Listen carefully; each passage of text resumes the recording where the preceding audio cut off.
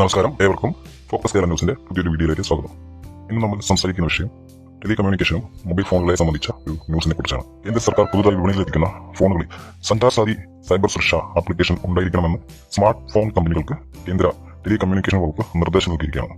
90 ദിവസത്തിനകം നടപ്പിലാക്കാനാണ് Apple, Samsung, Vivo, Oppo, Xiaomi തുടങ്ങിയ കമ്പനികൾക്ക് നിർദ്ദേശം നൽകിയിട്ടുള്ളത്. നിലവിൽ സഞ്ചാരസാധി ആപ്പ് ആപ്പിൾ സ്റ്റോർ അല്ലെങ്കിൽ ഗൂഗിൾ ആപ്പ് സ്റ്റോറിൽ നിന്ന് ഡൗൺലോഡ് ചെയ്യണം. ഇൻസ്റ്റാൾ ചെയ്യണോ വേണ്ടോ എന്നത് ഉപഭോക്താക്കളുടെ ഇഷ്ടമായിരുന്നു. ഇതിനാണ് ഇനി മുതൽ മാറ്റം വരുന്നത്. സർക്കാർ ആപ്പുകളോ മൂന്നാം കക്ഷി ആപ്പുകളോ മുൻകൂട്ടി ഇൻസ്റ്റാൾ ചെയ്യുന്നത് തങ്ങളുടെ നയങ്ങൾക്ക് വിരുദ്ധമാണെന്ന് ആപ്പിൾ കമ്പനി പ്രതികരിക്കുന്നു. 120 കോടിയിലധികം മൊബൈൽ ഫോൺ ഉപയോക്താക്കളുള്ള ലോകത്തിലെ ഏറ്റവും വലിയ മൊബൈൽ ഫോൺ വിപണികളിൽ ഒന്നാണ് ഇന്ത്യ.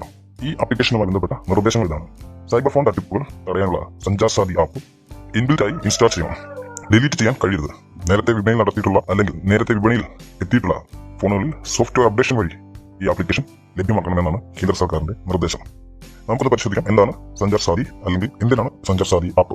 നഷ്ടപ്പെട്ട ഫോൺ എവിടെയാണെന്ന് കണ്ടുപിടിക്കാനും സംശയകരമായ ആളുകളും സന്ദേശങ്ങളും അധികൃതർക്ക് റിപ്പോർട്ട് ചെയ്യാനും ഈ ആപ്പ് സഹായിക്കും. നഷ്ടപ്പെട്ട 37.28 ലക്ഷം ഫോണുകളുടെ ഉപയോഗം തടയാനും 22.76 ലക്ഷം ഫോൺ വീണ്ടെടുക്കാനും ജനുവരിയിൽ ആരംഭിച്ച സഞ്ചാരസാധി ആപ്പ് വഴി കഴിഞ്ഞിട്ടുണ്ടെന്നാണ് സർക്കാർ കണക്ക്. എന്തായാലും വലിയൊരു മാറ്റത്തിന് തുടക്കം കുറിച്ച് ജനങ്ങളുടെ സുരക്ഷ ഉറപ്പുവരുത്തുന്ന ഈ ആപ്ലിക്കേഷന്റെ ഭാവി തീരുമാനങ്ങൾ മൊബൈൽ ഫോൺ കമ്പനികളുടെ നിയമങ്ങൾക്കും വ്യവസ്ഥകൾക്കും അടിസ്ഥാനമായി നടപ്പിലാക്കുമെന്നാണ് നമ്മുടെ വിശ്വാസം. നിങ്ങളുടെ അഭിപ്രായങ്ങൾ കമന്റായി രേഖപ്പെടുത്തും.